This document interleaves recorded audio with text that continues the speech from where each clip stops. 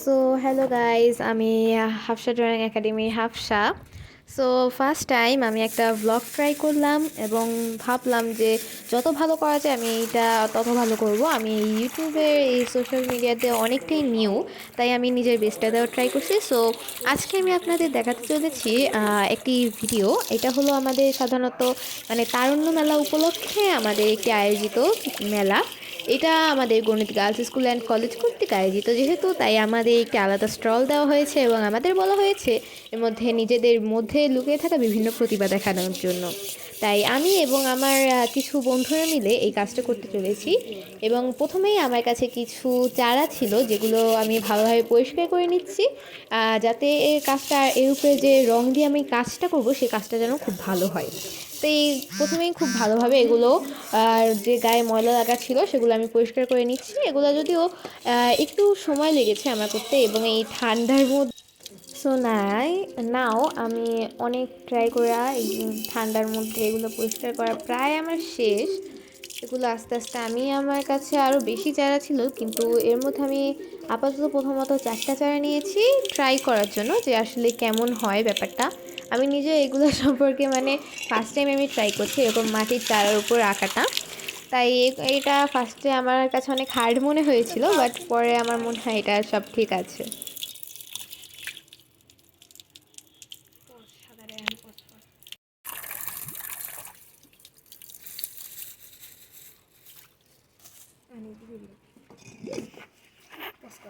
অবশেষে আমার কাজগুলো প্রায় শেষ। এবার হলো এগুলোকে রৌদ্রে শুকাতে দেওয়ার পালা। এখন যেহেতু শীতকালের মধ্যে এমনি আমার অনেক ঠান্ডা লাগছিল, তো তারপর আমি তাড়াতাড়ি এগুলোকে শুকাতে দিয়ে আমি নিজেও রৌদ্রের মধ্যে বসে পড়েছিলাম। এর মধ্যে আমি মোট 5টা চারা ধুয়ে পরিষ্কার করেছিলাম। এরপর জাস্ট এগুলো কাজের পালা। এগুলো খুব ভালোভাবেই পরিষ্কার হয়েছিল, আমি ভাবিনি এত ভালোভাবে পরিষ্কার হবে, কিন্তু তারপর আমার কাজটা প্রায় তাড়াতাড়িই হয়ে গেছিলো, আমার বেশি সময় লাগেনি। তো এখন আমরা হলো জেসো বানাচ্ছি, কারণ আমাদের কাছে দোকানের কেনা জেসোটা ছিল না, তাই মূলত আমরা নিজেরা জেসো তৈরি করছিলাম। এইখানে আমার মধ্যে আমার ফ্রেন্ডরা আছে, আমার হৈমন্তী, সারা আর সাইমা।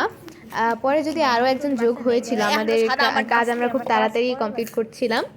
এর মধ্যে আমরা বিভিন্ন ধরনের ডিজাইন করেছি এবং সেগুলো আস্তে আস্তে পরে দেখতে পারবো। আমরা সবাই মিলে খুব ভালোই কাজটা করেছিলাম এবং আমরা খুব মানে হাতের কাছে যে জিনিসপত্রগুলো আমরা সেগুলো ইউজ করছিলাম।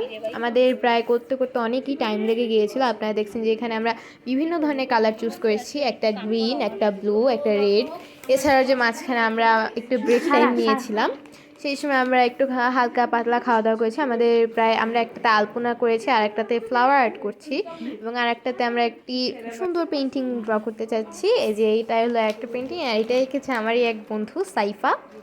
ও যদিও খুব ভালো আঁকে, তাই এটার পরে যে এটার কাজ চলছে। আর এটার কাজের পর আরও একটা আলপনা টাইপের আমরা একটা আর্ট করছি, এটাও খুব সুন্দর হয়েছে আমার কাছে।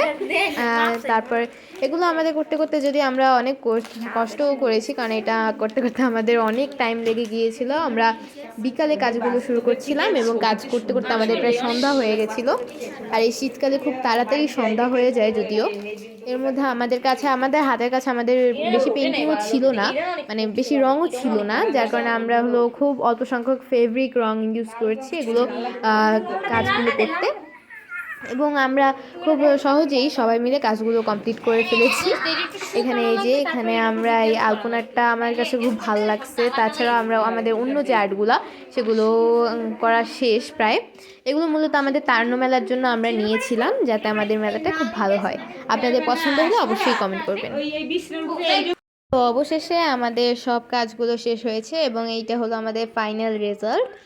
আমার বন্ধুরা অবশেষে বাসায় যেতে পেরেছে এবং আমাদের কাজ প্রায় শেষ, যদিও এখন আমাদের মেলার অনেক কাজই বাকি। সো আমাদের বাকি কাজগুলো আমরা পরে কন্টিনিউ করব এবং তার সাথে সাথে আপনাদের আমি সেই ভিডিওগুলো অবশ্যই দেখাবো। আমার ভিডিও পছন্দ হলে অবশ্যই লাইক সাবস্ক্রাইব করবেন এবং আপনার অবশ্যই যদি ভালো লাগে তাহলে কমেন্ট করবেন। আপনারা কমেন্ট করলে আমাদের মধ্যে উৎসাহ আরও বেড়ে যায়। তাই থ্যাংক ইউ অ্যান্ড টাটা, আল্লাহ হাফিজ।